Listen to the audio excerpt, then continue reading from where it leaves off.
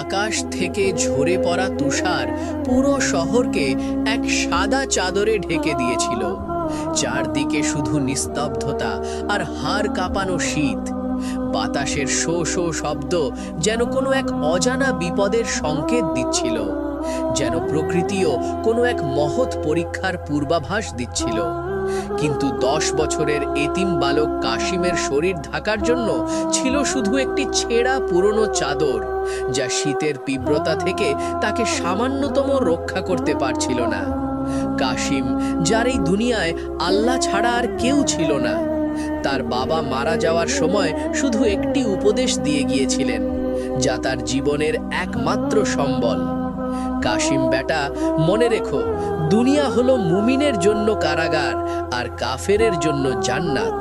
তাই কষ্টের সময় সাবার করো, কারণ আল্লাহ ধৈর্যশীলদের সাথে আছেন। এই কথাগুলো তার হৃদয়ে এমনভাবে গেঁথে গিয়েছিল যেন তা তার অস্তিত্বের অংশ হয়ে গেছে। সে শহরের সবচেয়ে বড় এবং নির্মম তাজির হাসিম শেঠের আস্তাবলে ঘোড়া পরিষ্কারের কাজ করত। হাসিম শেঠ ছিল অত্যন্ত কৃপণ এবং নিষ্ঠুর। তার কাছে মানুষের জীবনের কোনো মূল্য ছিল না। সে এতিমদের ওপর জুলুম করতে দ্বিধা করত না। তার কাছে কাশিম ছিল শুধু একটি সস্তা শ্রমিক।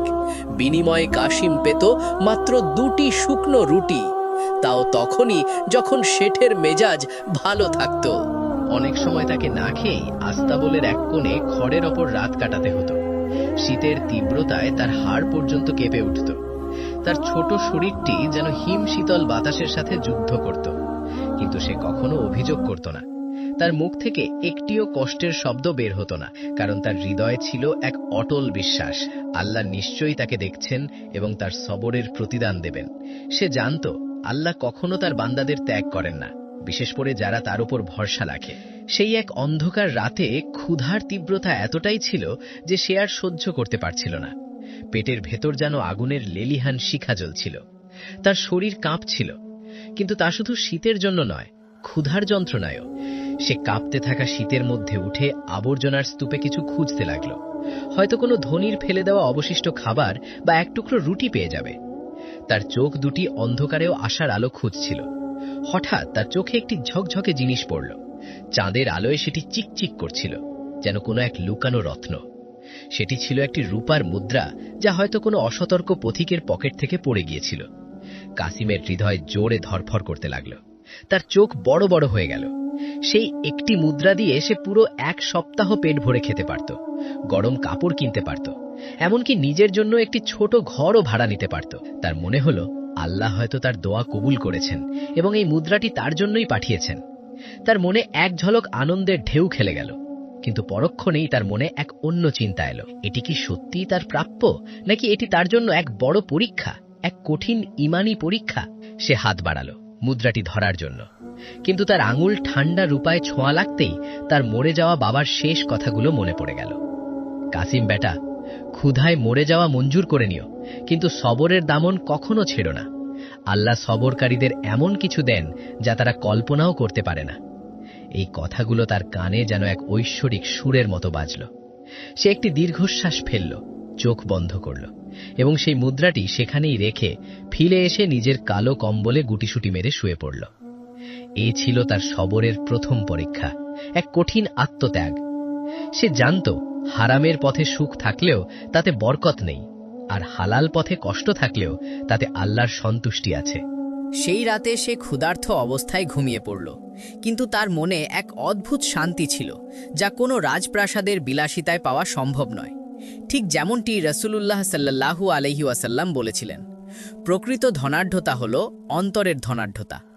তার এই সবরই ছিল তার সবচেয়ে বড় সম্পদ, যা তাকে ভবিষ্যতের জন্য প্রস্তুত করছিল।